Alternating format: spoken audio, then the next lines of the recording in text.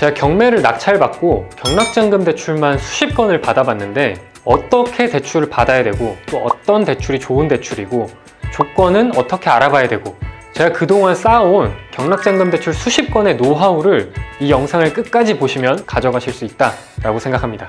여러분 오늘 영상 보시다가 궁금한 거 생기시면은 하단에 오픈 채팅방 링크 통해서 들어오셔가지고 자유롭게 질문해 주시면 됩니다. 그럼 바로 시작해 보도록 하겠습니다.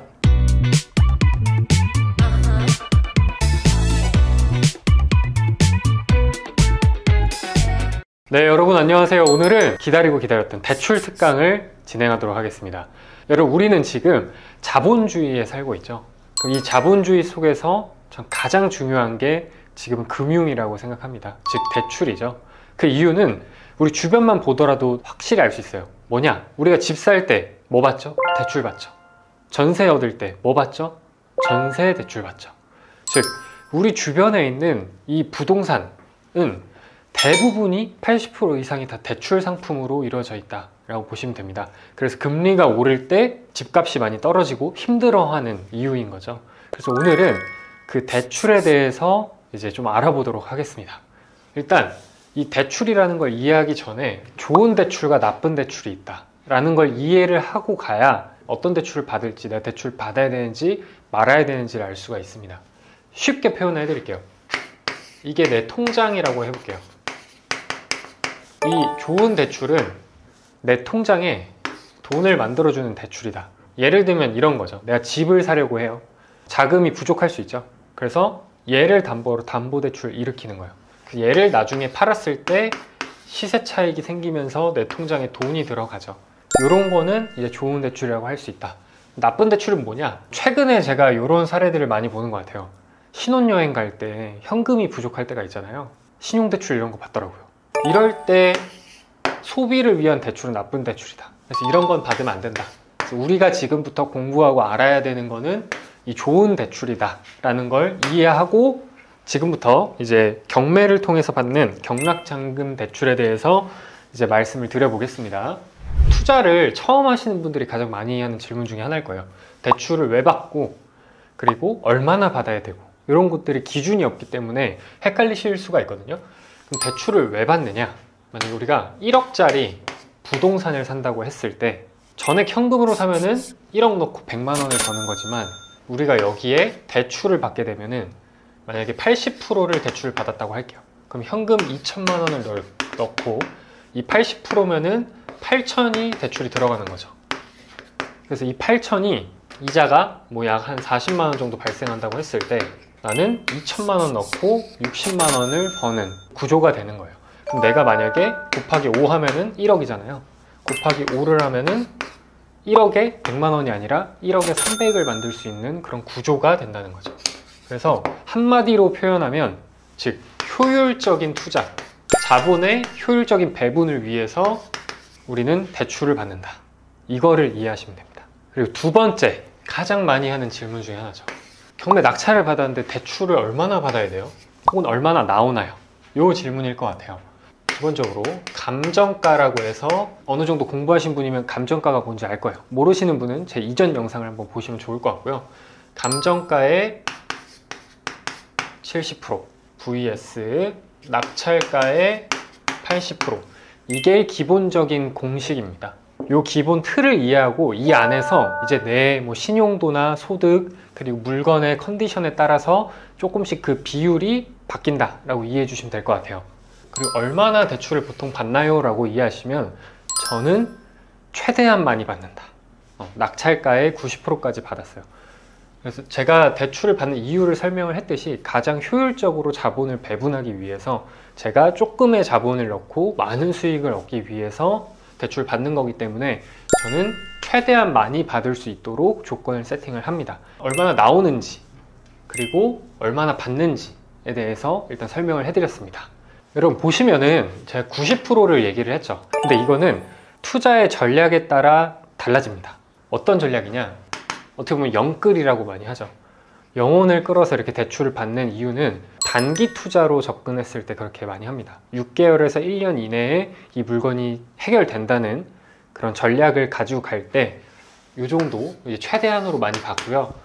만약에 내가 이 물건을 조금 더 길게 가져가야 돼. 그러면 만약에 상가를 저희가 매입한다고 했을 때 이 상가에서 100만 원의 월세가 나온다라고 보면은 내가 대출을 80% 받았을 때 뭐 한 60만 원이고 50% 받았을 때 40만 원 정도 대략적으로 나온다고 해볼게요.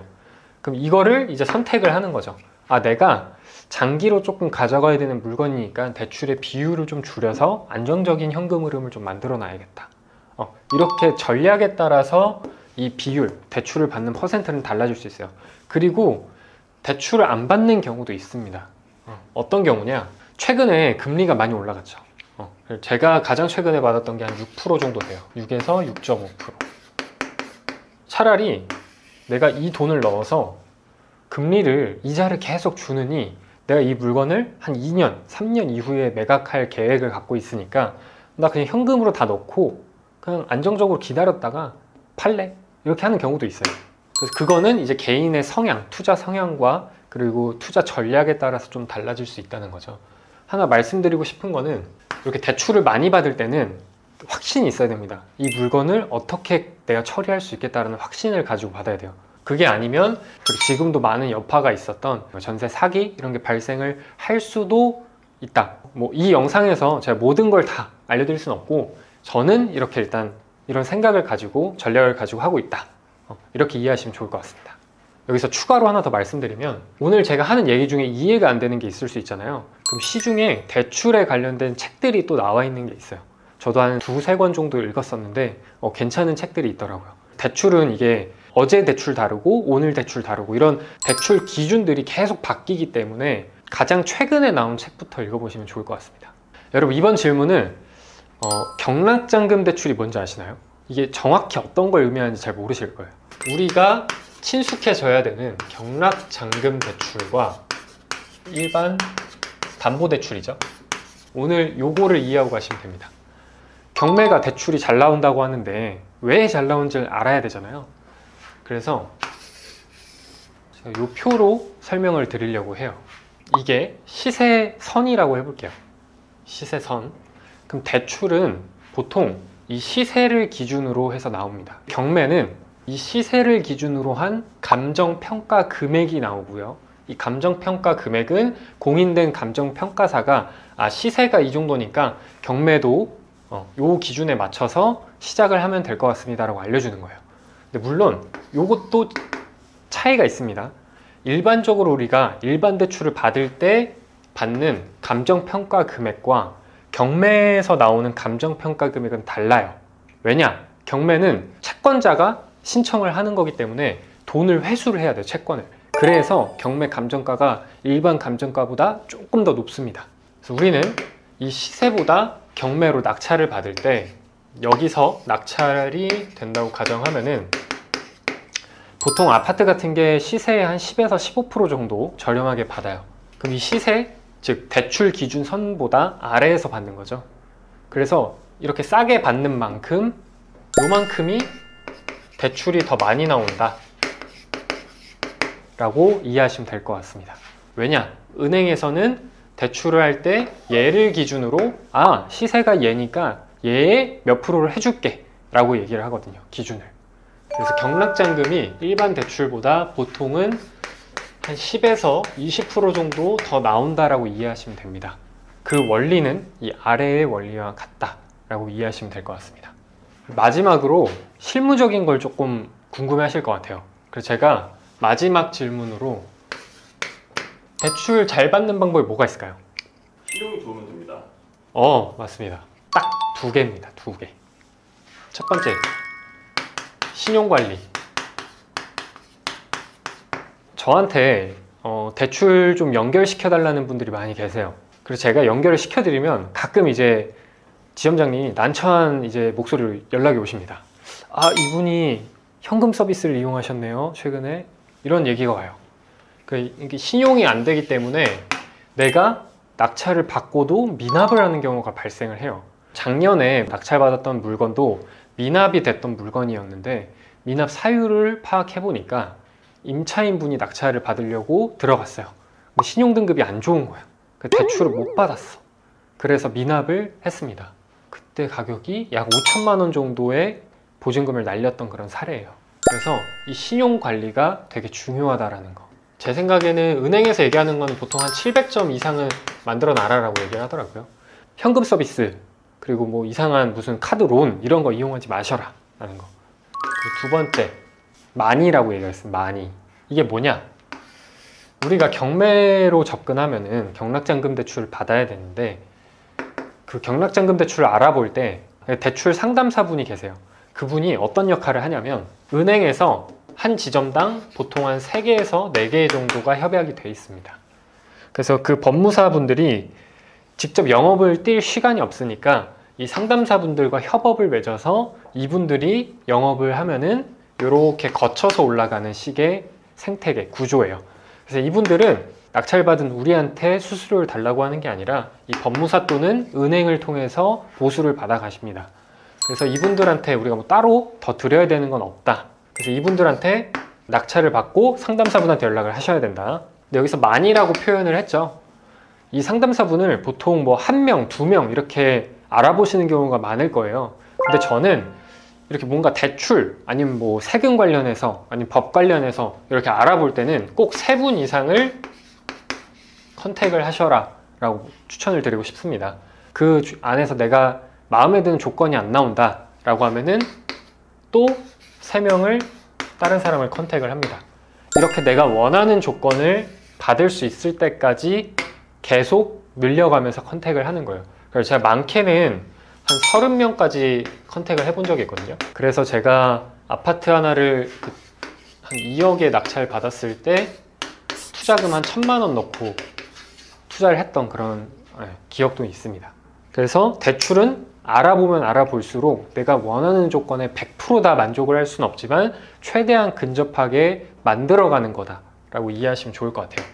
그래서 최대한 많이 컨택을 해보시는 게 좋을 것 같다. 그래서 대출 잘 받는 방법, 첫 번째는 이 신용관리를 다들 소홀하게 하시는데 이 신용관리가 굉장히 중요하다. 이런 사이트도 있어요. 올크레딧.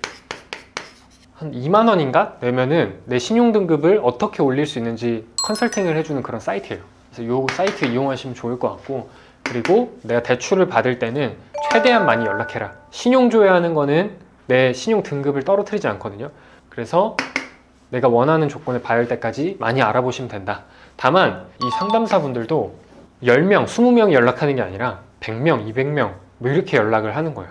그래서 얼마나 바쁘겠어요. 그래서 이분들한테 그냥 뭐 요청하는 게 아니라 커피 쿠폰이라도 하나 보내면서 요청을 하시면은 조금 더 좋은 조건과 따뜻한 답변을 받을 수 있을 것 같다 라고 추천을 드리면서 대출 잘 받는 방법에 대해서 이렇게 정리를 한번 해드렸습니다. 네, 여러분 오늘 제가 대출에 대해서 중요한 핵심만 일단 말씀을 드렸고요. 더 이제 디테일하게 들어가면은 어떤 명의를 써야 될지, 그리고 명의별로 어떤 게 다른지, 그리고 DSR, DTI, LTV 이런 게 어떤 게 다른지 이런 것들을 한 번 더 설명을 해드려야 돼요. 대출 특강 2탄에서 한 번 더 설명드릴 수 있도록 하겠고요. 제가 이 특강을 진행한 이유는 굉장히 많은 분들이 낙찰을 받고 신용에 문제가 있든 아니면 내 돈이 부족하든 대출을 내가 원하는 조건에 못 맞춰서 보증금을 날리는 사례가 굉장히 많이 나옵니다. 제 유튜브를 구독하시는 분들은 그러한 상황이 발생하지 않도록 제가 만들어 드리고 싶기 때문에 오늘 이 대출 특강을 준비를 했고요. 또 대출을 당장 이제 받아야 되는 분들이 실제적으로 어떤 정보들이 필요할지를 제가 고민해보고 오늘 이렇게 말씀을 드렸습니다. 오늘 이 영상이 유익하셨다면 좋아요, 구독하기, 그리고 더 궁금하다, 대출에 대한 거 또는 명의에 대한 게 더 궁금하다 하시는 분들은 오픈 채팅방 링크를 하단에 남겨드릴 테니까 오셔가지고 자유롭게 궁금한 거 얘기하면서 또 서로 이렇게 발전했으면 좋겠습니다. 그럼 오늘은 여기까지 해서 영상 마무리할 수 있도록 하겠습니다. 안녕.